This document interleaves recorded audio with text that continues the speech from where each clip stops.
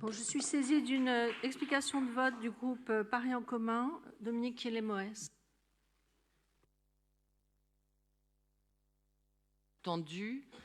Le projet est totalement pertinent. C'est un lieu de mémoire qui associe la connaissance et la reconnaissance, l'histoire et la mémoire.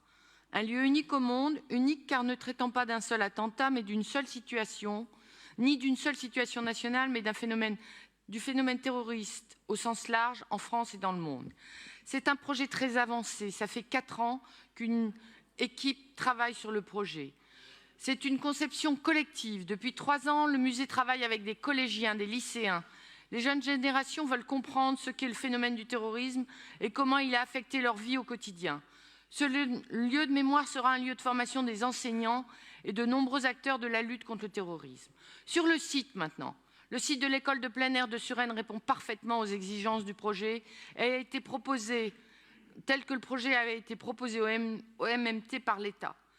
Le coût du projet maintenant, c'est son de rire. Le coût du projet de 95 millions d'euros pour la restauration d'un lieu classé, monument historique qui devra de toute façon être restauré car il appartient à l'État. Ce budget est supporté par 6 ministères sur 6 ans.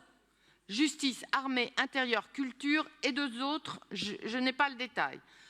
L'Élysée, en mai 2021 et depuis 2018, l'Élysée soutient le projet. En mai 2021, il valorise la proximité avec le mémorial de la France combattante et encourage des parcours mémoriels entre les 2 sites. Il s'appuie sur les 2 notions, résistance et résilience. Donc, en mai 2021, il y a l'idée d'une convergence mémorielle. L'Office national des anciens combattants et des victimes de guerre est extrêmement favorable au parcours mémoriel et voit une chance dans cette organisation. La clairière des fusillés, ouverte au public avec visite guidée, permet de faire comprendre une période de l'histoire avec laquelle les jeunes générations sont peu familières. La possibilité de visiter les 2 sites, l'un après l'autre, permet au contraire de multiplier les références. Nous refusons, nous, le groupe PEC, un projet dégradé sans aucun sens. Le projet doit reprendre dans son esprit originel et conjuguer sur le site de Suresnes le musée et le mémorial. Il s'inscrit dans une politique mémorielle globale et cohérente. Monsieur Lassuc a fait 1 minute 30. À l'aube de l'année 2025, année commémorative des attentats. Non, laisse.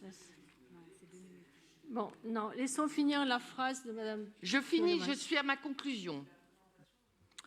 À l'aube de l'année 2025, année commémorative des attentats commis en 2015, la dénaturation du projet du MMT ne peut être acceptée.